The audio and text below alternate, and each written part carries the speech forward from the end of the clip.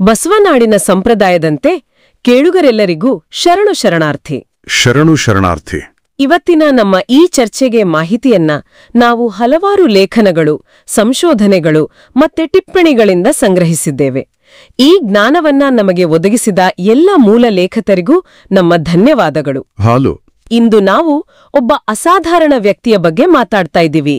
ನಾಗನೂರು ರುದ್ರಾಕ್ಷಿ ಮಠದ ಪೂಜ್ಯ ಡಾಕ್ಟರ್ ಶಿವಬಸವ ಮಹಾಸ್ವಾಮಿಗಳವರು. ಅವರ ಜೀವನ, ಸಾಧನೆ, ಸಮಾಜಕ್ಕೆ ಅವರು ಕೊಟ್ಟ ಕೊಡುಗೆಗಳು, ಇದರ ಬಗ್ಗೆ ಇನ್ನೂ ಚೂರು ಆಳವಾಗಿ ನೋಡೋಣ. ಶಿಕ್ಷಣ ಮತ್ತೆ ಸಮಾಜ ಸೇವೆ ಮೂಲಕ ಅಕ್ಷರಶಃ ಒಂದು ಕ್ರಾಂತಿಯನ್ನೇ ಮಾಡಿದವರು ಅವರು. ನಿಜ. ಅವರ ಜೀವನವೇ ಒಂದು ದೊಡ್ಡ ಕಥೆ. ಅಂದ್ರೆ ಅವರ 105 ವರ್ಷಗಳ ಸುದೀರ್ಘ ಸಾರ್ಥಕ ಬದುಕಿನ ಚಿತ್ರಣವನ್ನ ನಮ್ಮ ಮೂಲಗಳು ಚೆನ್ನಾಗಿ ಕಟ್ಟಿಕೊಡ್ತವೆ. ಹೌದು. ವಿಶೇಷವಾಗಿ ನಾವು ಗಮನಿಸಬೇಕಾದ್ದೇನೆಂದ್ರೆ 12ನೇ ಶತಮಾನದಲ್ಲಿ ಬಸವಣ್ಣನವರು ಮತ್ತೆ ಶರಣರು ಏನು ಹೇಳಿದ್ರು, ಆ ಕಾಯಕ ಮತ್ತು ದಾಸೋಹ ತತ್ವಗಳು, ಕಾಯಕವೇ ಕೈಲಾಸ, ಅದನ್ನ ಇವರು ತಮ್ಮ ಜೀವನದಲ್ಲಿ ಅಳವಡಿಸಿಕೊಂಡ ರೀತಿ ಇದೆಯಲ್ಲ, ಅದು ಬಹಳ ಮುಖ್ಯ. ಅವು ಬರೀ ತತ್ವಗಳಾಗಿರಲಿಲ್ಲ ನೋಡಿ. ಸರಿ. ಅಂದಿನ ಜಾತಿ ಪದ್ಧತಿ, ಆ ಪುರೋಹಿತಶಾಹಿಯ ಶೋಷಣೆ, ಅದನ್ನೆಲ್ಲ ವಿರೋಧಿಸಿ ಸಮಾನತೆಗಾಗಿ ನಡೆದ ಆ ಕಲ್ಯಾಣ ಕ್ರಾಂತಿಯ ಮೂಲ ತತ್ವಗಳವು. ಹೌದು ಹೌದು. ಅದೇ ಶರಣ ಪರಂಪರೆಯನ್ನ ಸ್ವಾಮೀಜಿಯವರು 20ನೇ ಶತಮಾನದಲ್ಲಿ ಮುಂದುವರಿಸಿಕೊಂಡು ಹೋದ್ರು. ಅವರ ಮಾನವೀಯ ಮೌಲ್ಯಗಳು, ಶಿಕ್ಷಣದ ಬಗ್ಗೆ ಅವರಿಗಿದ್ದ ವಿಷನ್, ಇದರ ಬಗ್ಗೆ ಮೂಲಗಳಲ್ಲಿ ಸಾಕಷ್ಟು ವಿವರಗಳಿವೆ. ಖಂಡಿತ. ಹಾಗಾದ್ರೆ ಈ ಮೂಲಗಳನ್ನ ಇಟ್ಕೊಂಡು ಸ್ವಾಮೀಜಿಯವರ ದೂರದೃಷ್ಟಿ ಎಷ್ಟಿತ್ತು, ಅವರು ಯಾವೆಲ್ಲ ಸವಾಲುಗಳನ್ನ ಎದುರಿಸಿದ್ರು, ಮತ್ತೆ ಮುಖ್ಯವಾಗಿ ಸಮಾಜದ ಮೇಲೆ ಅವರು ಬೀರಿದ ಆ ಶಾಶ್ವತ ಪ್ರಭಾವ ಏನು ಅನ್ನೋದನ್ನ ಅರ್ಥ ಮಾಡ್ಕೊಳ್ಳೋಣ. ಸರಿ, ಅವರ ಆರಂಭಿಕ ಜೀವನದಿಂದಲೇ ಶುರು ಮಾಡೋಣ ಅಲ್ವಾ? ಖಂಡಿತ ಖಂಡಿತ. ಅವರ ವ್ಯಕ್ತಿತ್ವ ರೂಪುಗೊಳ್ಳೋಕೆ ಕಾರಣವಾದ ಬಾಲ್ಯದ ಅನುಭವಗಳು, ಮೂಲಗಳು ಏನು ಹೇಳ್ತವೆ? ಡಾಕ್ಟರ್ ಶಿವಬಸ ಮಹಾಸ್ವಾಮಿಗಳ ಜನನ ಆಗಿದ್ದು ಡಿಸೆಂಬರ್ 8, 1889. ಬೆಳಗಾವಿ ಜಿಲ್ಲೆ ರಾಮದುರ್ಗ ತಾಲೂಕಿನ ಹಿರೇಕೊಪ್ಪ ಅನ್ನೋ ಒಂದು ಸಣ್ಣ ಹಳ್ಳಿ. ತಂದೆ ಅಡವಯ್ಯ, ತಾಯಿ ರುದ್ರಮ್ಮ. ಆದ್ರೆ ಅವರ ಬಾಲ್ಯ ಅಷ್ಟು ಸುಲಭವಾಗಿರ್ಲಿಲ್ಲ. ಕಷ್ಟಗಳ ಸರಮಾಲೆಯೇ ಅದು. ಹೌದು. ಮೂಲಗಳಲ್ಲಿ ಹೇಳಿದ ಹಾಗೆ ಕೇವಲ 7 ತಿಂಗಳ ಮಗು ಇದ್ದಾಗ ತಂದೆಯನ್ನ, ಆಮೇಲೆ 8 ವರ್ಷ ಇದ್ದಾಗ ತಾಯಿಯನ್ನ ಕಳಕೊಂಡು ಅನಾಥರಾದ್ರು ಅಂತ. ಹೌದು. ಇಂಥ ಕಠಿಣ ಪರಿಸ್ಥಿತಿ ಅವರ ಮೇಲೆ ಹೇಗೆ ಪರಿಣಾಮ ಬೀರಿತು? ಇದು ಗಮನಿಸಬೇಕಾದ ವಿಷಯ. ಅಂದ್ರೆ ಆ ಬಾಲ್ಯದ ಕಷ್ಟಗಳು, ಬೇರೆಯವ್ರನ್ನ ಅವಲಂಬಿಸಿ ಬೆಳೆಯಬೇಕಾದ ಸ್ಥಿತಿ, ಇದೆಲ್ಲ ಅವರಿಗೆ ಅಪಾರವಾದ ಸಹಿಷ್ಣುತೆ, ತಾಳ್ಮೆ, ಎಲ್ಲಕ್ಕಿಂತ ಹೆಚ್ಚಾಗಿ ಬೇರೆಯವರ ನೋವಿಗೆ ಮಿಡಿಯುವ ಒಂದು ಕರುಣೆ, ಅದನ್ನ ಕಲಿಸ್ತು. ಮುಂದೆ ಅವರು ಮಾಡಿದ ಸಮಾಜಮುಖಿ ಕೆಲಸಗಳಿಗೆಲ್ಲ ಈ ಅನುಭವಗಳೇ ಒಂದು ಗಟ್ಟಿ ಅಡಿಪಾಯ ಹಾಕ್ತು ಅಂತ ಹೇಳ್ಬೋದು. ಅವರ ಆಧ್ಯಾತ್ಮಿಕ ಒಲವು ಶುರುವಾಗಿದ್ದು ಹೇಗೆ? ಅಥಣಿಯ ಶ್ರೀ ಮುರುಗೇಂದ್ರ ಶಿವಯೋಗಿಗಳ ಭೇಟಿ ಬಗ್ಗೆ ಒಂದು ಸ್ವಾರಸ್ಯಕರ ಪ್ರಸಂಗ ಇದೆ ಅಂತ ಮೂಲಗಳಲ್ಲಿ ಓದ್ದೆ. ಹೌದು, ಅದು ಒಂಥರ ದೈವಿಕ ಘಟನೆ ಇದ್ದ ಹಾಗೆ. ಪುಟ್ಟ ಹುಡುಗ ಶಿವಬಸವ ಶಿವಯೋಗಿಗಳು ಪೂಜೆ ಮಾಡ್ತಿದ್ದಾಗ ನೇರವಾಗಿ ಪೂಜಾ ಕೋಣೆಗೆ ಹೋಗಿ ಮೈಯೆಲ್ಲ ವಿಭೂತಿ ಬಳ್ಕೊಂಡು ಗಂಟೆ ಬರ್ಸೋಕ್ ಶುರು ಮಾಡ್ಬಿಟ್ನಂತೆ. ಹೌದಾ? ಅಲ್ಲಿದ್ದ ಭಕ್ತರು, ತಾಯಿ ರುದ್ರಮ್ಮ ಎಲ್ರಿಗೂ ಗಾಬರಿ. ಆದರೆ ಜ್ಞಾನಿಗಳಾದ ಶಿವಯೋಗಿಗಳು ಆ ಹುಡುಗನಲ್ಲಿ ಏನೋ ವಿಶೇಷತೆ ಇದೆ ಅಂತ ಕಂಡುಕೊಂಡ್ರು. ಉತ್ತರಾಧಿಕಾರಿಯಾಗಿ ಆಯ್ಕೆಯಾದ್ರು. ಪ್ರಾಥಮಿಕ ಶಿಕ್ಷಣ ಅದೃಶ್ಯಪ್ಪ ಗುರುಗಳಿಂದ ಆಯಿತು. ಆಮೇಲೆ ಹೆಚ್ಚಿನ ಓದಿಗಾಗಿ ಹುಬ್ಬಳ್ಳಿ ರುದ್ರಾಕ್ಷಿ ಮಠಕ್ಕೆ ಹೋದರು. ಸರಿ. ಅವರ ಧಾರ್ಮಿಕ ಆಧ್ಯಾತ್ಮಿಕ ಶಿಕ್ಷಣದ ಮುಖ್ಯ ಘಟ್ಟ ಅಂದ್ರೆ ಬಾದಾಮಿ ಹತ್ತಿರದ ಶಿವಯೋಗ ಮಂದಿರ. ಅದು ಆಗ ಲಿಂಗಾಯತ ಧಾರ್ಮಿಕ ಶಿಕ್ಷಣಕ್ಕೆ ಒಂದು ದೊಡ್ಡ ಕೇಂದ್ರವಾಗಿತ್ತು. ಅಲ್ಲಿ ಅವರಿಗೆ ಹಾನಗಲ್ಲ ಶ್ರೀಕುಮಾರ ಸ್ವಾಮಿಗಳ ಮಾರ್ಗದರ್ಶನ ಸಿಕ್ಕಿದ್ದು 20ನೇ ಶತಮಾನದ ಶ್ರೇಷ್ಠ ಸಂತರಲ್ಲಿ ಒಬ್ರು ಅವರು. ಹೌದು. ಅವರ ಸೇವಾ ಜೀವನದಿಂದ ಇವರು ತುಂಬಾ ಪ್ರಭಾವಿತರಾಗಿ ಸುಮಾರು 12 ವರ್ಷ ಅವರ ಸೇವೆ ಮಾಡಿದ್ರು ಅಂತ ಮೂಲಗಳು ಹೇಳ್ತಾವೆ. ಈ ಸೇವೆ ಅವರ ಮುಂದಿನ ಜೀವನಕ್ಕೆ ಹೇಗೆ ದಾರಿ ಮಾಡಿಕೊಟ್ಟಿತ್ತು? ಇದು ಬಹಳ ಮುಖ್ಯವಾದ ಕಾಲಘಟ್ಟ. ಕುಮಾರಸ್ವಾಮಿಗಳ ನಿಸ್ವಾರ್ಥ ಸೇವೆ, ಶಿಸ್ತು, ಸಮಾಜದ ಬಗ್ಗೆ ಅವರಿಗಿದ್ದ ಕಾಳಜಿ, ಇದೆಲ್ಲ ಯುವ ಶಿವಬಸವ ಸ್ವಾಮಿಗಳ ಮೇಲೆ ಗಾಢವಾದ ಪರಿಣಾಮ ಬೀರಿತು. ಅವರ ಸೇವೆಯನ್ನ ಮೆಚ್ಚಿ ಕುಮಾರಸ್ವಾಮಿಗಳು ನಿಮ್ಮಿಂದಾಗಿ ನಾಗನೂರು ರುದ್ರಾಕ್ಷಿ ಮಠವು ನಾಡುಗುರು ಮಠವಾಗುತ್ತದೆ ಅಂತ ಹರಸಿದರು. ಇದು ಬರೀ ಹಾರೈಕೆಯಲ್ಲ, ಅವರಲ್ಲಿದ್ದ ಶಕ್ತಿಯನ್ನ ಗುರುತಿಸಿದ ಮಾತು. ನಿಜ. ಮುಂದೆ ನಾಗನೂರು ಅನ್ನೋ ಸಣ್ಣ ಹಳ್ಳಿ ಒಂದು ಶೈಕ್ಷಣಿಕ, ಧಾರ್ಮಿಕ ಕೇಂದ್ರ ಆಗಿ ಬೆಳೆಯೋಕೆ ಇದೇ ಪ್ರೇರಣೆ ಆಯಿತು. ಹೌದು. 1922ರ ನಂತರ ನಾಗನೂರಿಗೆ ವಾಪಸ್ ಬಂದ ಸ್ವಾಮೀಜಿಯವರು ಮೊದಲು ಧಾರ್ಮಿಕ ಕಾರ್ಯಕ್ರಮಗಳ ಕಡೆ ಗಮನ ಹರಿಸಿದ್ರು. ಆದ್ರೆ ಅವರ ಗಮನ ಬೇಗನೆ ಸಮಾಜದ ನಿಜವಾದ ಸ್ಥಿತಿ ಕಡೆಗೆ ಹೋಯ್ತು ಅಂತ ಅನ್ಸುತ್ತೆ. ಹೇಗಿತ್ತು 1930ರ ದಶಕದ ಸಮಾಜ? ಹೌದು. ಆಗಿನ ಗ್ರಾಮೀಣ ಸಮಾಜ ಅಂದ್ರೆ ತುಂಬಾನೇ ಕಷ್ಟ ಇತ್ತು. ಅನಕ್ಷರತೆ, ಬಡತನ, ಮೂಢನಂಬಿಕೆಗಳು, ಒಂಥರ ಗುಲಾಮ್ಗಿರಿ ಜೀವನ. ಇದನ್ನೆಲ್ಲ ಕಣ್ಣಾರೆ ಕಂಡ ಸ್ವಾಮೀಜಿಗಳಿಗೆ ತುಂಬಾ ನೋವಾಯಿತು. ಸಮಾಜದ ಈ ಕೆಟ್ಟ ಸ್ಥಿತಿಗೆ ಮೂಲ ಕಾರಣ ಶಿಕ್ಷಣ ಇಲ್ಲದಿರೋದು ಅನ್ನೋದನ್ನ ಅವರು ಸ್ಪಷ್ಟವಾಗಿ ಅರ್ಥ ಮಾಡಿಕೊಂಡ್ರು. ಇಲ್ಲಿಂದಲೇ ಅವರ ಜೀವನದ ಬಹುದೊಡ್ಡ ಕೆಲಸ, ಆ ಶೈಕ್ಷಣಿಕ ಕ್ರಾಂತಿಯ ಆರಂಭ. ಈ ಹಂತದಲ್ಲಿ ಅವರು ಬಸವಣ್ಣನವರ ತತ್ವಗಳನ್ನ ಹೇಗೆ ಅಳವಡಿಸಿಕೊಂಡ್ರು? ಅದೇ ಅವರ ಕೆಲಸದ ತಿರುಳು. ಅವರು ಬಸವಾದಿ ಶರಣರ ಕಾಯಕ ಅಂದ್ರೆ ಶ್ರದ್ಧೆಯಿಂದ ಮಾಡುವ ಪ್ರತಿಯೊಂದು ಕೆಲಸನೂ ಪೂಜೆ ಇದ್ದಾಗೆ ಮತ್ತು ದಾಸೋಹ. ಹೌದು, ಸಮಾಜದಿಂದ ಪಡೆದಿದ್ದನ್ನ ಸಮಾಜಕ್ಕೆ ವಾಪಸ್ ಕೊಡೋದು. ಸರಿ, ವಿಶೇಷವಾಗಿ ಅನ್ನದಾನ, ಜ್ಞಾನದಾನದ ಮೂಲಕ ಈ ತತ್ವಗಳನ್ನೇ ತಮ್ಮ ಜೀವನದ ಧ್ಯೇಯ ಮಾಡಿಕೊಂಡ್ರು. ನೆನ್ಪಿಡಿ, 12ನೇ ಶತಮಾನದಲ್ಲಿ ಈ ತತ್ವಗಳು ಅಂದಿನ ಕಠಿಣ ಜಾತಿ ವ್ಯವಸ್ಥೆಗೆ, ಪುರೋಹಿತಶಾಹಿಗೆ ಒಂದು ನೇರ ಸವಾಲಾಗಿತ್ತು. ಹೌದು. ಆ ಕ್ರಾಂತಿಕಾರಿ ಪರಂಪರೆಯನ್ನೇ ಸ್ವಾಮೀಜಿಯವರು 20ನೇ ಶತಮಾನದಲ್ಲಿ ಮತ್ತೆ ಜೀವಂತಗೊಳಿಸಿದ್ರು.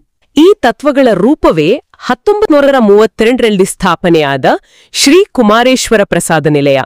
ಆದರೆ ಶುರು ಮಾಡೋದು ಅಷ್ಟು ಸುಲಭ ಇರ್ಲಿಲ್ಲ ಅಂತ ಮೂಲಗಳು ಹೇಳ್ತವೆ. ಹೌದು, ಆರಂಭದಲ್ಲಿ ಬಹಳ ಕಷ್ಟ ಇತ್ತು. ಮಠಕ್ಕೆ ಅಂತ ಸ್ವಂತ ಆಸ್ತಿ ಏನೂ ಇರಲಿಲ್ಲ. ಒಂದು ಬಾಡಿಗೆ ಮನೆಯಲ್ಲಿ ಬರೀ 25 ಬಡ ಹುಡುಗರಿಗೆ ಉಚಿತ ಊಟ, ವಸತಿ ಕೊಟ್ಟು ಈ ದೊಡ್ಡ ಕೆಲಸ ಶುರು ಮಾಡಿದ್ರು. ಶೇಗುಣೀಸಿಯ ವಿರಕ್ತ ಮಠದ ಪೂಜ್ಯ ಶ್ರೀ ಮುರುಗೇಂದ್ರ ಮಹಾಸ್ವಾಮಿಗಳಂತವರು ಆರಂಭದಲ್ಲಿ ಸಹಾಯ ಮಾಡಿದ್ರು. ಆಮೇಲೆ ವಿದ್ಯಾರ್ಥಿಗಳ ಸಂಖ್ಯೆ ಹೆಚ್ಚಾದಾಗ ಜಾಗ ಸಾಲ್ದೆ ಶಹಾಪುರಕ್ಕೆ ಹೋದ್ರು. ಆಮೇಲೆ ಆ ದೆವ್ವನ ಮನೆ ಪ್ರಸಂಗ, ಅದು ತುಂಬಾನೇ ಕುತೂಹಲಕಾರಿ. ಹೌದು. ಆ ಕಾಲದಲ್ಲಿ ಅಂತಹ ಮೂಢನಂಬಿಕೆಗಳನ್ನ ಎದುರಿಸಿ ಆ ಜಾಗ ತಗೊಳ್ಳಕ್ಕೆ ಅವರಿಗೆ ಎಲ್ಲಿಂದ ಬಂತು ಧೈರ್ಯ? ಅದ್ಭುತ ಪ್ರಶ್ನೆ ಕೇಳಿದ್ರಿ. ಇದು ಸ್ವಾಮೀಜಿಯವರ ದೃಢ ಸಂಕಲ್ಪಕ್ಕೆ, ಅವರ ಪ್ರೋಗ್ರೆಸಿವ್ ಚಿಂತನೆಗೆ ಸಾಕ್ಷಿ. ಜನ ದೆವ್ವದ ಮನೆ ಅಂತ ಹೆದರುತ್ತಿದ್ದ ಪಾಳು ಬಿದ್ದ ಕಟ್ಟಡವನ್ನ ಅವರು ತಗೊಂಡ್ರು. ಅವರ ಕಾಲಿಟ್ಟು ಮೇಲೆ ಅವರ ನಿಸ್ವಾರ್ಥ ಸೇವೆಯ ಪ್ರಭಾವದಿಂದ ಆ ಜಾಗ ನಿಜವಾಗ್ಲೂ ದೇವರ ಮನೆ ಆಯಿತು. ಸಾವಿರಾರು ವಿದ್ಯಾರ್ಥಿಗಳ ಬಾಳಿಗೆ ಬೆಳಕಾಯಿತು. ಇದು ಮೂಢನಂಬಿಕೆಗಳ ವಿರುದ್ಧ ಜ್ಞಾನದ ಗೆಲುವು ಅಲ್ವಾ? ಖಂಡಿತ. ಈ ಕೆಲ್ಸಕ್ಕೆ ದಾನಿಗಳ ಬೆಂಬಲನೂ ಸಿಕ್ತು ಅಂತ ಗೊತ್ತಾಗತ್ತೆ. ಬಸಿರಿಗಿಡದ ಶ್ರೀ ವೀರಪ್ಪನವರು, ಹುಬ್ಬಳ್ಳಿಯ ಜಗದ್ಗುರು ಗುರುಸಿದ್ಧರಾಜ ಯೋಗೇಂದ್ರ ಮಹಾಸ್ವಾಮಿಗಳು. ಹೌದು, ಇವರೆಲ್ಲ ಸಹಾಯ ಮಾಡಿದ್ರು. ಮುಂದೆ ಬೆಳಗಾವಿ ಹೊರವಲಯದಲ್ಲಿ ಒಂದು ದೊಡ್ಡ ಕಟ್ಟಡ ರೆಡಿಯಾಯಿತು. ಅದರ ಉದ್ಘಾಟನೆಯೂ ವಿಶೇಷವಾಗಿತ್ತು. ಯಾರು ಮಾಡಿದ್ರು? ನೂತನ ಕಟ್ಟಡವನ್ನ ಮೈಸೂರಿನ ಮಹಾರಾಜ ಶ್ರೀ ಜಯಚಾಮರಾಜೇಂದ್ರ ಒಡೆಯರ್ ಉದ್ಘಾಟನೆ ಮಾಡಿದ್ರು. ಸ್ವಾಮೀಜಿಯವರ ಜಾತಿ ಮತ ಭೇದವಿಲ್ಲದ ಸೇವೆಯನ್ನ ತುಂಬಾ ಶ್ಲಾಘಿಸಿದರು. ಆಮೇಲೆ ರಾಷ್ಟ್ರನಾಯಕ ಶ್ರೀ ಎಸ್ ನಿಜಲಿಂಗಪ್ಪನವರು ಲೋಕಾರ್ಪಣೆ ಮಾಡಿ. ಹೌದು, ನಿಜಲಿಂಗಪ್ಪನವರು ಗುರುಗಳವರ ಅನೇಕ ಶಿಷ್ಯರಲ್ಲಿ ನಾನೂ ಒಬ್ಬ ಅಂತ ಹೇಳಿದ್ದು ಸ್ವಾಮೀಜಿಯವರ ಪ್ರಭಾವ ಎಷ್ಟಿತ್ತು ಅನ್ನೋದನ್ನ ತೋರಿಸುತ್ತೆ. ಈ ಪ್ರಸಾದ ನಿಲಯದ ನಿಜವಾದ ಇಂಪ್ಯಾಕ್ಟ್ ಏನು? ಬರೀ ಊಟ ವಸತಿ ಮಾತ್ರನಾ? ಖಂಡಿತ ಇಲ್ಲ. ಸುಮಾರು 20,000ಕ್ಕೂ ಹೆಚ್ಚು ವಿದ್ಯಾರ್ಥಿಗಳು ಯಾವುದೇ ಜಾತಿ, ಮತ, ಪಂಥದ ಭೇದ ಇಲ್ಲದೆ ಇಲ್ಲಿ ಆಶ್ರಯ ಪಡ್ಕೊಂಡ್ರು. ಆದರೆ ಅದರ ಪರಿಣಾಮ ಅದಕ್ಕಿಂತ ದೊಡ್ಡದು. ಹೇಗೆ? ಈ ಪ್ರಸಾದ ನಿಲಯ ಬೆಳಗಾವಿಯಲ್ಲಿ ಲಿಂಗರಾಜ ಕಾಲೇಜು, RL ಕಾನೂನು ಕಾಲೇಜು, ಆಯುರ್ವೇದ ಕಾಲೇಜು, ಹೀಗೆ ದೊಡ್ಡ ದೊಡ್ಡ ಶಿಕ್ಷಣ ಸಂಸ್ಥೆಗಳು ಶುರುವಾಗೋಕ್ಕೆ, ಬೆಳೆಯೋಕ್ಕೆ ಒಂದು ರೀತಿ ಪೂರಕ ವಾತಾವರಣ ಕೊಡ್ತು. ಓ ಹೌದಾ? ಇಲ್ಲಿಂದ ಓದಿ ಹೋದವರು ಸಮಾಜದ ಬೇರೆ ಬೇರೆ ಕ್ಷೇತ್ರದಲ್ಲಿ ದೊಡ್ಡ ಹೆಸರು ಮಾಡಿದರು. ಸಭಾಪತಿಗಳು, ಮಂತ್ರಿಗಳು, ಸಾಹಿತಿಗಳು, ಸ್ವಾಮಿಗಳು, ಜ್ಞಾನಪೀಠ ಪ್ರಶಸ್ತಿ ವಿಜೇತರು, ಡಾಕ್ಟರ್ಗಳು, ಇಂಜಿನಿಯರ್ಗಳು, ಎಲ್ಲಕ್ಕಿಂತ ಮುಖ್ಯವಾಗಿ ಪ್ರಜ್ಞಾವಂತ ನಾಗರಿಕರಾದರು. ಅಂದ್ರೆ ಸ್ವಾಮೀಜಿಯವರು ಶಿಕ್ಷಣವನ್ನ ಬರೀ ಜ್ಞಾನ ಪಡೆಯೋ ದಾರಿಯಾಗಿ ನೋಡ್ಲಿಲ್ಲ, ಅದೊಂದು ಸಮಾಜ ಬದಲಾವಣೆಯ ಶಕ್ತಿಶಾಲಿ ಸಾಧನ ಅಂತ ನೋಡಿದ್ರು. ಎಲ್ಲರಿಗೂ ಸಮಾನ ಅವಕಾಶ ಕೊಡೋದೇ ಅವರ ದಾಸೋಹದ ನಿಜವಾದ ಅರ್ಥ ಆಗಿತ್ತು ಅಲ್ವಾ? ನಿಖರವಾಗಿ ಹೇಳಿದ್ರಿ. ಅವರ ದೂರದೃಷ್ಟಿ ಅಲ್ಲಿಗೇ ನಿಲ್ಲಲಿಲ್ಲ. ಸಮಾಜದ ಅರ್ಧ ಭಾಗದಷ್ಟು ಇರುವ ಮಹಿಳೆಯರ ಶಿಕ್ಷಣ ಇಲ್ಲದೆ ಸಮಾಜ ಉದ್ಧಾರ ಆಗಲ್ಲ ಅಂತ ಅವ್ರಿಗೆ ಗೊತ್ತಿತ್ತು. ಅದಕ್ಕೆ ವಿದ್ಯಾರ್ಥಿನಿ ಪ್ರಸಾದ ನಿಲಯ ಸ್ಥಾಪನೆ ಮಾಡಿದ್ರು. ಹೌದು, ಇದು ಆ ಕಾಲಕ್ಕೆ ದೊಡ್ಡ ಕ್ರಾಂತಿಕಾರಿ ಹೆಜ್ಜೆನೇ ಸರಿ. ಹೌದು ಹೌದು. ಶಾಲಾ ಕಾಲೇಜ್ ಹುಡುಗಿಯರಿಗೆ ಮಾತ್ರ ಅಲ್ಲ, ಕೆಲಸಕ್ಕೆ ಹೋಗೋ ಹೆಣ್ಮಕ್ಳಿಗೂ ಆಶ್ರಯ ಕೊಡ್ತು ಅದು. ಅಕ್ಕನ ಬಳಗ ಸ್ಥಾಪಿಸಿ ಮಹಿಳಾ ಸಬಲೀಕರಣಕ್ಕೂ ಒತ್ತು ಕೊಟ್ರು. ಹೌದು, ಶ್ರೀಮತಿ ಪದ್ಮಾವತಿ ಷಣ್ಮುಖಪ್ಪ, ಆಮೇಲೆ ಮಾತೋಶ್ರೀ ರವಿದೇವಿ, ಸುಗ್ಗಲಾದೇವಿಯವರು ಎಲ್ಲರೂ ಇದರ ನೇತೃತ್ವ ವಹಿಸಿದ್ರು. ಹೆಣ್ಣು ಹೆಣ್ಣಲ್ಲ, ಹೆಣ್ಣು ರಕ್ಕಸಿಯಲ್ಲ, ಹೆಣ್ಣು ಪ್ರತ್ಯಕ್ಷ ಕಪಿಲಸಿದ್ಧ ಮಲ್ಲಿಕಾರ್ಜುನ ಅಂತ ಸಿದ್ದರಾಮೇಶ್ವರರ ವಚನ ಇದೆಯಲ್ಲ, ಅದರ ಆಶಯವನ್ನ ಅವರು ಎತ್ತಿ ಹಿಡಿದ್ರು. ಇದು ಮಹಿಳೆಯರ ಬಗ್ಗೆ ಅವರಿಗಿದ್ದ ಗೌರವ, ಸಮಾನತೆಯ ದೃಷ್ಟಿಯನ್ನು ತೋರಿಸುತ್ತೆ. ಸಮಾಜದ ಅಗತ್ಯಗಳು ಹೆಚ್ಚಾದ ಹಾಗೆ ಅವರ ಕೆಲಸದ ಕ್ಷೇತ್ರನೂ ವಿಸ್ತಾರ ಆಗ್ತಾ ಹೋಯಿತು. ಬರೀ ಪ್ರಸಾದ ನಿಲಯಗಳು ಸಾಲ್ದು, ಬೇರೆ ಶಿಕ್ಷಣ ಸಂಸ್ಥೆಗಳನ್ನು ಸ್ಥಾಪಿಸಬೇಕು ಅಂತ ಮುಂದಾದ್ರು. ಹೌದು, ಬೆಳೆಯೋ ಬೇಡಿಕೆಗೆ ತಕ್ಕಂತೆ SS ವಸತಿ ಶಾಲೆ, arts and commerce junior college, ಆಮೇಲೆ ಟೆಕ್ನಿಕಲ್ ಎಜುಕೇಷನ್ಗಾಗಿ ITI. ಹೌದು. ದಾನಿಶ್ರೀ RN ಶೆಟ್ಟಿಯವರ ಸಹಾಯದಿಂದ ಪಾಲಿಟೆಕ್ನಿಕ್ 1986, ಅಂಗನವಾಡಿ ಕಾರ್ಯಕರ್ತೆಯರ ಟ್ರೈನಿಂಗ್ ಸೆಂಟರ್ ಮತ್ತು ವಿಶೇಷವಾಗಿ ಮೂಕ ಮತ್ತು ಕಿವುಡ ಮಕ್ಕಳಿಗಾಗಿ ವಸತಿ ಶಾಲೆ. ಓ, ಇದು ನಿಜಕ್ಕೂ ಅವರ ಕರುಣೆಗೆ ಸಾಕ್ಷಿ, ಎಲ್ಲರನ್ನೂ ಒಳಗೊಳ್ಳೋ ಮನೋಭಾವ. ಹೌದು, ಅದ್ಭುತವಾದ ಕೆಲಸ ಅದು. ಶಿಕ್ಷಣದ ಜೊತೆಗೆ ಸಾಹಿತ್ಯ, ಪಾಂಡಿತ್ಯಕ್ಕೆ ಅವರು ಕೊಟ್ಟ ಪ್ರೋತ್ಸಾಹನೂ ಗಮನಿಸಬೇಕು. ವಚನ ಪಿತಾಮಹ ಡಾಕ್ಟರ್ ಫಾಗು ಹಳಕಟ್ಟಿಯವರಿಗೆ ಸಹಾಯ ಮಾಡಿದ ಘಟನೆ ಬಗ್ಗೆ ಮೂಲಗಳಲ್ಲಿ ಉಲ್ಲೇಖ ಇದೆ. ಇದು ಬರೀ ದಾನ ಆಗಿತ್ತಾ? ಇದು ಬರೀ ವ್ಯಕ್ತಿಗತ ಸಹಾಯ ಅಲ್ಲ. ವಚನ ಸಾಹಿತ್ಯವನ್ನ ಸಂಗ್ರಹಿಸಿ ಅದನ್ನ ಉಳಿಸೋಕೆ ತಮ್ಮ ಜೀವನವನ್ನೇ ಕೊಟ್ಟಿದ್ದ ಡಾಕ್ಟರ್ ಹಳಕಟ್ಟಿಯವರ ಮಹತ್ವ ಸ್ವಾಮೀಜಿಗಳಿಗೆ ಗೊತ್ತಿತ್ತು. ಅವರಿಗೆ ಕೊಟ್ಟ ಬೆಂಬಲ ಅಂದ್ರೆ ಕನ್ನಡದ ಲಿಂಗಾಯತ ಪರಂಪರೆಯ ಆ ಅಮೂಲ್ಯ ವಚನಗಳನ್ನ ಮುಂದಿನ ಪೀಳಿಗೆಗೆ ಉಳಿಸಿಕೊಡುವ ಒಂದು ದೂರದೃಷ್ಟಿಯ ಕೆಲಸ ಅದು. ಸರಿ. ಹಾಗೇನೇ ಕಷ್ಟದಲ್ಲಿದ್ದ ಸಾಹಿತಿ ಈಶ್ವರ ಸಣಕಲರವರಿಗೆ ಕನ್ನಡದ ಶ್ರೇಷ್ಠ ಭಾಷಾ ವಿಜ್ಞಾನಿ ಡಾಕ್ಟರ್ RC ಹಿರೇಮಠರ ಉನ್ನತ ವ್ಯಾಸಂಗಕ್ಕೆ ದುಡ್ಡು ಕೊತ್ತಿದ್ದು, ಇದೆಲ್ಲ ಜ್ಞಾನ ಸೃಷ್ಟಿ, ಅದರ ಪ್ರಸಾರಕ್ಕೆ ಅವರಿಗಿದ್ದ ಬದ್ಧತೆಯನ್ನು ತೋರಿಸುತ್ತೆ. ಅವರ ನಾಯಕತ್ವ ಬರೀ ನಾಗನೂರು ಮಠಕ್ಕೆ ಸೀಮಿತ ಆಗಿರ್ಲಿಲ್ಲ ಅಲ್ವಾ? ಬೇರೆ ಸಂಸ್ಥೆಗಳಲ್ಲೂ ಅವರು ಮುಖ್ಯ ಪಾತ್ರ ವಹಿಸಿದ್ರು. ಹೌದು, ತಾವು ಕಲಿತ ಶ್ರೀ ಶಿವಯೋಗ ಮಂದಿರ ಸಂಸ್ಥೆಯ ಅಧ್ಯಕ್ಷರಾಗಿ ಸುಮಾರು 33 ವರ್ಷ ಸೇವೆ ಮಾಡಿದ್ರು. ಅದರ ಅಭಿವೃದ್ಧಿಗೆ ಶ್ರಮಿಸಿದ್ರು. ಘಟಪ್ರಭಾದ ಜಗದ್ಗುರು ಶ್ರೀ ಗುರುಸಿದ್ದೇಶ್ವರ ಸಹಕಾರಿ ಆಸ್ಪತ್ರೆಯ ಅಧ್ಯಕ್ಷರಾಗಿ ಆರೋಗ್ಯ ಸೇವೆಗೂ ಕೈಜೋಡಿಸಿದ್ರು. ಬೆಳಗಾವಿಯ AM ಶೇಖ್ ಮೆಡಿಕಲ್ ಕಾಲೇಜಿನ ಗೌರವಾಧ್ಯಕ್ಷರಾಗಿದ್ರು. ಬೆಳಗಾವಿಯಲ್ಲಿ ಸೈನ್ಸ್ ಸೆಂಟರ್ಗೆ ಜಾಗ ದಾನ ಮಾಡಿದ್ರು. ಹುಕ್ಕೇರಿ ಕಾಲೇಜಿಗೆ ಸಹಾಯ ಮಾಡಿದ್ರು. ಹೀಗೆ ಅವರ ಕೆಲಸ ಹಬ್ಬತ್ಲೇ ಹೋಯಿತು. ಅವರಲ್ಲಿ ದೇಶಪ್ರೇಮ, ಕನ್ನಡ ಪ್ರೇಮನೂ ಇತ್ತು ಅನ್ನೋದಕ್ಕೆ ಉದಾಹರಣೆಗಳಿವ್ಯಾ? ಖಂಡಿತ. 1942ರ ಕ್ವಿಟ್ ಇಂಡಿಯಾ ಚಳುವಳಿ ಸಮಯ ನೋಡಿ, ಅದು ಅವರ ದೇಶಪ್ರೇಮಕ್ಕೆ ದೊಡ್ಡ ಸಾಕ್ಷಿ. ಬ್ರಿಟಿಷರಿಂದ ತಪ್ಪಿಸಿಕೊಂಡು ಬಂದಿದ್ದ ಎಷ್ಟೋ ಸ್ವಾತಂತ್ರ್ಯ ಹೋರಾಟಗಾರರಿಗೆ ತಮ್ಮ ಮಠದಲ್ಲಿ ಆಶ್ರಯ ಕೊಟ್ಟಿದ್ರು.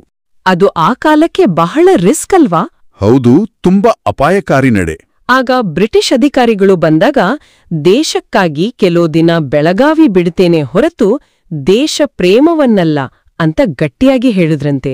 ಅವರ ಧೈರ್ಯ ಎಂಥದ್ದು! ನಿಜಕ್ಕೂ. ಹಾಗೇನೆ ಕರ್ನಾಟಕ ಏಕೀಕರಣದಲ್ಲಿ ಅವರ ಪಾತ್ರ ಬಹಳ ಮುಖ್ಯವಾದದ್ದು.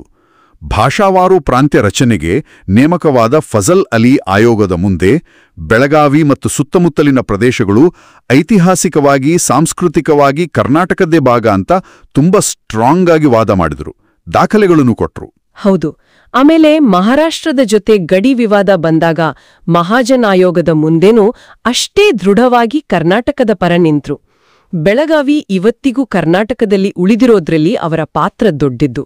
ಅಷ್ಟೇ ಅಲ್ಲ, ಹೈದರಾಬಾದ್ ಕರ್ನಾಟಕ ಭಾಗದಲ್ಲಿ ನಿಜಾಮನ ಆಡಳಿತದ ಒತ್ತಡದಲ್ಲೂ ಕನ್ನಡ ಭಾಷೆ, ಸಂಸ್ಕೃತಿಗೆ ದುಡಿಯುತ್ತಿದ್ದ ಬಾಲ್ಕಿಯ ಶ್ರೀ ಡಾಕ್ಟರ್ ಚನ್ನಬಸವ ಪಟ್ಟದ್ದೇವರಿಗೆ ಇವರು ಪೂರ್ತಿ ಬೆಂಬಲ ಕೊಟ್ರು.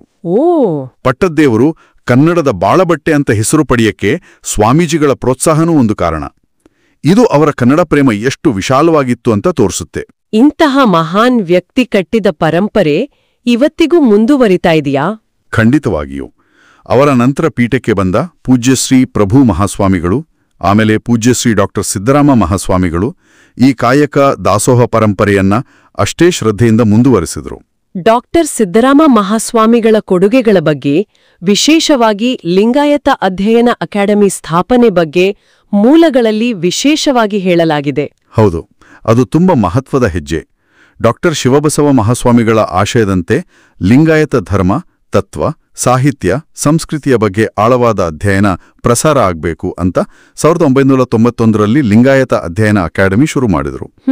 ಈ ಅಕಾಡೆಮಿ ಇಲ್ಲಿಯವರೆಗೂ 120ಕ್ಕೂ ಹೆಚ್ಚು ಮೌಲಿಕ ಗ್ರಂಥಗಳನ್ನ ಪ್ರಕಟಿಸಿದೆ. ಜೊತೆಗೆ ಸುಮಾರು 20,000ಕ್ಕೂ ಹೆಚ್ಚು ಪುಸ್ತಕಗಳಿರೋ ಲಿಂಗಾಯತ ಸಂಶೋಧನೆ ಕೇಂದ್ರ ಗ್ರಂಥಾಲಯ, ಲಿಂಗಾಯತ ದರ್ಶನ ಮಾಸಪತ್ರಿಕೆ ಇವೆಲ್ಲ ಅವರ ದೊಡ್ಡ ಕೊಡುಗೆಗಳು. ಈಗ ಈ ಪರಂಪರೆಯನ್ನ ಯಾರು ಮುನ್ನಡೆಸ್ತಾ ಇದ್ದಾರೆ? ಇಂದು ಪೂಜ್ಯ ಶ್ರೀ ಡಾಕ್ಟರ್ ಅಲ್ಲಮಪ್ರಭು ಮಹಾಸ್ವಾಮಿಗಳು ನಾಗನೂರು ರುದ್ರಾಕ್ಷಿ ಮಠದ ಪೀಠಾಧಿಪತಿಗಳಾಗಿ ಈ ದೊಡ್ಡ ಜವಾಬ್ದಾರಿಯನ್ನ ಹೊತ್ತುಕೊಂಡು ಡಾಕ್ಟರ್ ಶಿವಬಸವ ಮಹಾಸ್ವಾಮಿಗಳು ಮತ್ತು ಡಾಕ್ಟರ್ ಸಿದ್ದರಾಮ ಮಹಾಸ್ವಾಮಿಗಳು ಹಾಕಿಕೊಟ್ಟ ದಾರಿಯಲ್ಲೇ ನಡೀತಿದ್ದಾರೆ. ಅವರ ಮಾರ್ಗದರ್ಶನದಲ್ಲಿ ಡಾಕ್ಟರ್ ಶಿವಬಸವ ಮಹಾಸ್ವಾಮಿಗಳು ಸ್ಥಾಪಿಸಿದ ಸಂಸ್ಥೆಗಳೆಲ್ಲ ಇವತ್ತಿಗೂ ದೊಡ್ಡ ಮರವಾಗಿ ಬೆಳೆದು ನಿಂತಿವೆ. ಉದಾಹರಣೆಗೆ ಬೆಳಗಾವಿಯ ಎಸ್ಜಿ ಬಾಳೆಕುಂದ್ರಿ ಎಂಜಿನಿಯರಿಂಗ್ ಕಾಲೇಜು, ಧಾರವಾಡದ ಶ್ರೀ ಸಿದ್ದರಾಮೇಶ್ವರ ಮಾರ್ಗದರ್ಶಿ ಕೇಂದ್ರ ಸ್ಪರ್ಧಾತ್ಮಕ ಪರೀಕ್ಷೆಗಳಿಗೆ ತರಬೇತಿ ಕೊಡುತ್ತಲ್ಲ ಅದು. ಹೌದು. ಬೆಂಗಳೂರಿನ NSS ಕಲ್ಯಾಣ ಕೇಂದ್ರ, ದೆಹಲಿಯಲ್ಲಿರೋ ಹಾಸ್ಟೆಲ್, ಇದೆಲ್ಲ ಅವರ ದೂರದೃಷ್ಟಿ ಇವತ್ತಿಗೂ ಹೇಗೆ ಫಲ ಕೊಡ್ತಾ ಇದೆ ಅನ್ನೋದಕ್ಕೆ ಸಾಕ್ಷಿ. ಅವರ ಈ ದೊಡ್ಡ ಸೇವೆಗೆ ಗೌರವಗಳು ಸಂದಿವೆ ಅಲ್ವಾ? ಹೌದು, ಸಾಕಷ್ಟು.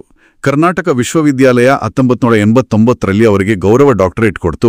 ಕರ್ನಾಟಕ ಸರ್ಕಾರ ಕನ್ನಡ ರಾಜ್ಯೋತ್ಸವ ಪ್ರಶಸ್ತಿ, ಕರ್ನಾಟಕ ಏಕೀಕರಣ ಪ್ರಶಸ್ತಿಗಳನ್ನು ಕೊಟ್ಟು ಗೌರವಿಸಿತು. ಗದುಗಿನ ಜಗದ್ಗುರು ಡಾಕ್ಟರ್ ತೋಂಟದ ಸಿದ್ಧಲಿಂಗ ಮಹಾಸ್ವಾಮಿಗಳು ಅವರ ಬಗ್ಗೆ ಹೇಳಿದ ಮಾತು ನೆನ್ಪಾಗತ್ತೆ. ಎಲೆ ಹೂವು ಹಣ್ಣುಗಳಿಂದ ಕಿಕ್ಕಿರಿದ ಮಹಾವೃಕ್ಷದಂತೆ ಶ್ರೀ ಶಿವಬಸವ ಸ್ವಾಮಿಗಳು ಕಂಗೊಳಿಸ್ತಾರೆ ಅಂತ. ಅವರ ವ್ಯಕ್ತಿತ್ವಕ್ಕೆ ಹಿಡಿದ ಕನ್ನಡಿಯದು. ಹೌದು. ಅತ್ಯಂತ ಸಾರ್ಥಕವಾದ 105 ವರ್ಷಗಳ ತುಂಬು ಜೀವನ ನಡೆಸಿ ಅವರು ಸೆಪ್ಟೆಂಬರ್ 9, 1994ರಂದು ಲಿಂಗೈಕ್ಯರಾದರು. ಮೂಲಗಳಲ್ಲಿ ಅವರ 25ನೇ ಪುಣ್ಯಸ್ಮರಣೋತ್ಸವದ ಬಗ್ಗೆ ಹೇಳಿದ್ದಾರೆ. ಅಂದ್ರೆ ಅವರ ನೆನಪು, ಪ್ರಭಾವ ಎಷ್ಟು ಗಟ್ಟಿಯಾಗಿದೆ ಅಂತ ಗೊತ್ತಾಗುತ್ತೆ. ಹಾಗಾದ್ರೆ ಈ ಇಡೀ ಚರ್ಚೆಯಿಂದ ನಾವು ಕೊನೆಯದಾಗಿ ಅರ್ಥ ಮಾಡ್ಕೊಳ್ಬೇಕಾದ ಮುಖ್ಯ ಅಂಶ ಏನು? ಡಾಕ್ಟರ್ ಶಿವಬಸವ ಮಹಾಸ್ವಾಮಿಗಳ ಜೀವನದ ಸಾರ ಏನು? ನಾವು ತಿಳಿದುಕೊಳ್ಳಬೇಕಾದ ಮುಖ್ಯ ಅಂಶ ಅಂದ್ರೆ ಡಾಕ್ಟರ್ ಶಿವಬಸವ ಮಹಾಸ್ವಾಮಿಗಳು ಬರೀ ಒಬ್ಬ ಧಾರ್ಮಿಕ ನಾಯಕರಾಗಿರಲಿಲ್ಲ. ಅವರು ನಿಜವಾದ ಅರ್ಥದಲ್ಲಿ ಕಾಯಕ ಯೋಗಿ ಮತ್ತು ಮಹಾದಾಸೋಹಿ. 12ನೇ ಶತಮಾನದ ಶರಣರ ಆದರ್ಶಗಳನ್ನ 20ನೇ ಶತಮಾನದ ಸತ್ಯಕ್ಕೆ ತಕ್ಕಂತೆ ಅಳವಡಿಸಿಕೊಂಡು ಶಿಕ್ಷಣವನ್ನ ಸಾಮಾಜಿಕ ನ್ಯಾಯದ ಒಂದು ಸಾಧನವನ್ನಾಗಿ ಮಾಡಿ ಜಾತಿ ಮತಗಳ ಗೆರೆಗಳನ್ನು ದಾಟಿ ಲಕ್ಷಾಂತರ ಜನರ ಬದುಕಿಗೆ ಬೆಳಕಾದರು. ಅವರ ಜೀವನವೇ ಒಂದು ದೊಡ್ಡ ಸಂದೇಶ. ಅವರ ನಿಸ್ವಾರ್ಥ ಸೇವೆ, ದಣಿವರಿಯದ ದುಡಿಮೆ, ಎಲ್ಲಕ್ಕಿಂತ ಹೆಚ್ಚಾಗಿ ಅವರ ದೂರದೃಷ್ಟಿ, ಇದರಿಂದ ಶುರುವಾದ ಸಂಸ್ಥೆಗಳು ಇವತ್ತಿಗೂ ಸಮಾಜಕ್ಕೆ ಸೇವೆ ಮಾಡ್ತಾನೇವೆ. ಹೌದು. ಕಾಯಕ ಮತ್ತು ದಾಸೋಹ ತತ್ವಗಳಿಗೆ ಅವರ ಬದುಕೇ ಒಂದು ಜೀವಂತ ವ್ಯಾಖ್ಯಾನ. ನಿಜ. ಇದು ನಮ್ಮನ್ನ ಒಂದು ಮುಖ್ಯವಾದ ಪ್ರಶ್ನೆಗೆ ಕರ್ಕೊಂಡೋಗುತ್ತೆ. ಅದೇನು? ಡಾಕ್ಟರ್ ಶಿವಬಸವ ಮಹಾಸ್ವಾಮಿಗಳಂತ ಮಹನೀಯರು ತಮ್ಮ ಜೀವನದ ಮೂಲಕ ತೋರಿಸಿಕೊಟ್ಟ ಆ ನಿಸ್ವಾರ್ಥ ಸೇವೆ ಅಂದ್ರೆ ದಾಸೋಹ ಮತ್ತೆ ಸಮರ್ಪಿತವಾದ ಕೆಲಸ ಅಂದ್ರೆ ಕಾಯಕ, ಈ ತತ್ವಗಳನ್ನ ಇವತ್ತಿನ ನಮ್ಮ ಸಮಾಜದ ಸವಾಲುಗಳನ್ನ ಎದುರಿಸೋಕೆ ಹೇಗೆ ಬಳಸ್ಕೊಳ್ಬಹುದು? ಈಗಿನ ಕಾಲಕ್ಕೆ ಹೇಗೆ ಅನ್ವಯಿಸ್ಕೊಳ್ಬಹುದು? ಹೌದು. ವಿಶೇಷವಾಗಿ ಶಿಕ್ಷಣದಲ್ಲಿರೋ ಅಸಮಾನತೆ, ಸಾಮಾಜಿಕ ನ್ಯಾಯದ ಕೊರತೆ, ಸಮುದಾಯಗಳ ಅಭಿವೃದ್ಧಿ ಸಮಸ್ಯೆಗಳು, ಇವನ್ನೆಲ್ಲ ಎದುರಿಸೋಕೆ ಈ ತತ್ವಗಳು ಹೇಗೆ ದಾರಿದೀಪ ಆಗ್ಬೋದು? ಅವರ ಪರಂಪರೆಯನ್ನ ಬರೀ ನೆನೆಸ್ಕೊಂಡ್ರೆ ಸಾಕಾ, ಅಥವಾ ಅದನ್ನ ನಮ್ಮ ಕಾಲಕ್ಕೆ ತಕ್ಕಂತೆ ಬದಲಾಯಿಸಿಕೊಂಡು ಕೆಲಸ ಮಾಡಬೇಕಾ? ಇದು ನಾವೆಲ್ಲ ಗಂಭೀರವಾಗಿ ಯೋಚಿಸಬೇಕಾದ ವಿಷಯ. ಖಂಡಿತವಾಗಿಯೂ ಇದು ತುಂಬಾನೇ ಮುಖ್ಯವಾದ ಮತ್ತು ಆಲೋಚನೆಗೆ ಹೊಚ್ಚುವ ಪ್ರಶ್ನೆ. ಈ ಮಹಾನ್ ಚೇತನದ ಸ್ಮರಣೆಗೆ ನಮನ ಸಲ್ಲಿಸುತ್ತಾ ಈ ಚರ್ಚೆಯನ್ನ ಇಲ್ಲಿಗೆ ಮುಗಿಸೋಣ. ಎಲ್ಲರಿಗೂ ಶರಣು ಶರಣಾರ್ಥಿ. ಶರಣು ಶರಣಾರ್ಥಿ. ಈ ಕಾರ್ಯಕ್ರಮಕ್ಕೆ ಮಾರ್ಗದರ್ಶನ ನೀಡಿದ ಕಾಯಕ ಫೌಂಡೇಶನ್, ಹಿರೇಬಾಗೇವಾಡಿ ಸಂಸ್ಥೆಯವರಿಗೆ ನಮ್ಮ ವಿಶೇಷ ಧನ್ಯವಾದಗಳು. ನಮ್ಮ ಈ ಪ್ರಯತ್ನ ನಿಮ್ಗೆ ಇಷ್ಟ ಆಗಿದ್ರೆ ಹೆಚ್ಚಿನ ವಿಷಯಗಳಿಗಾಗಿ ನಮ್ಮ ಬಯಲು ಬಯಲನೆ ಬಿತ್ತಿ ಯೂಟ್ಯೂಬ್ ಚಾನೆಲ್ಗೆ ಸಬ್ಸ್ಕ್ರೈಬ್ ಆಗಿ ಅಂತ ಕೇಳ್ಕೊತೀವಿ.